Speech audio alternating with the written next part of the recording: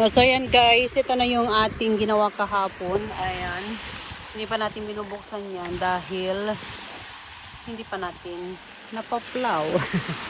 So ito, dito, binuksan nila dyan.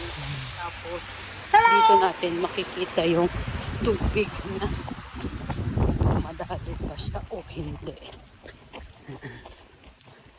Binuksan ni Kuya. Ito na siya. Ayan guys, ayan na yung tubig.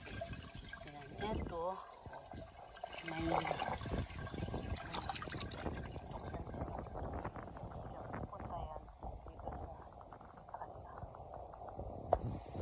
pupunta dyan. This is sa amin, hindi pa namin binubuksan.